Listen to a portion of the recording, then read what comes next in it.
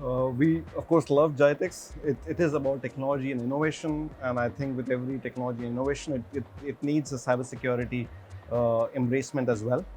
And this year at Jitex, we are, of course, part of, we're part of EN Group, so we are within the EN stand. We are showcasing our, one aspect is showcasing our Cyber Defense Center, which we recently opened in one of ETSAT building. In addition, we're also talking about a 360-degree portfolio to talk about the end-to-end portfolio of cybersecurity, how we can really help our customers in the cybersecurity journey. And I think there's a lot of interest. Customers are coming up. We're having good conversations with them as well. So again, with an evolution of technology, I think there is an adoption of technology in different areas. And again, cybersecurity, we look at usage of AI, break it down into step one into using automation, which is more we define what we want to automate.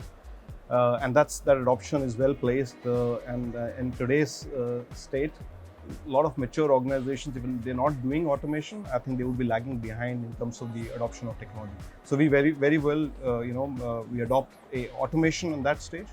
Now, if we move to AI again, if you break it down, one context is using AI for detection. The other context is using AI for responding to threats. There's a lot of maturity we see with product vendors, and in terms of our services as well.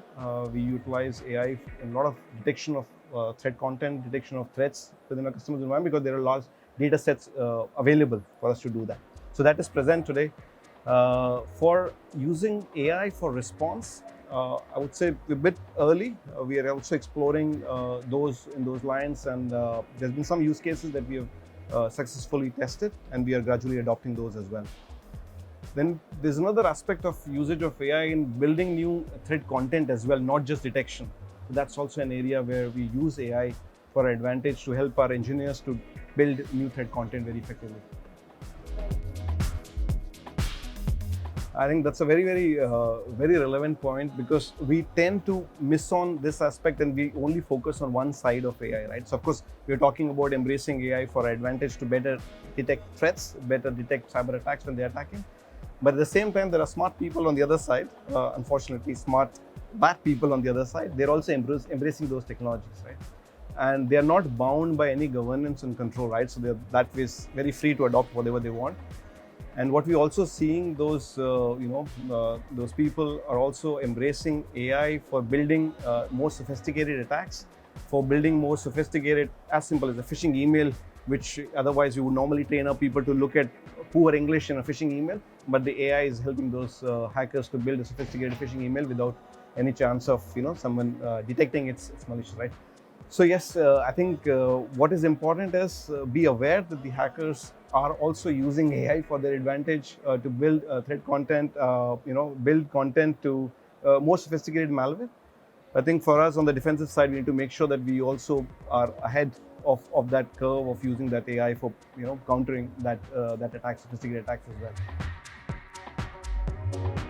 So this region, interestingly, and I think we're very fortunate to be here in the region, because there's a very lot of adoption of digitalization.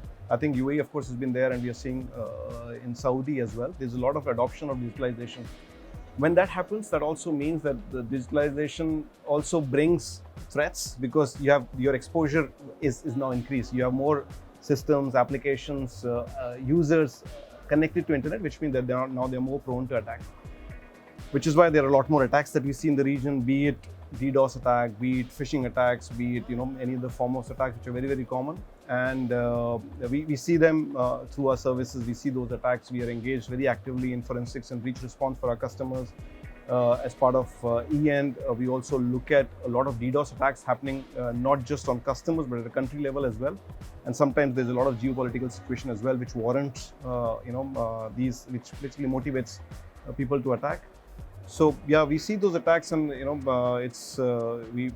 continue to work with customers to make sure they understand the impact of these attacks, and not just focus on stopping an attacker. But I think the mindset now is cyber resiliency, to make sure that you are ready when there's a bad stuff happens. So we may not be able to stop an attacker every time, but how soon we can bring up our systems, how resilient we are to continue the operation that we are doing. I think that's what we're trying to talk to our customers around, and that's what our services are focused on as well.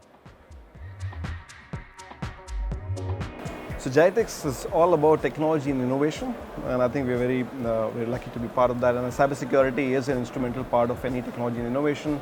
And we, being part of the EN group, we of course present within the EN stand, talking about our new cyber defense center we have in one of the EN building.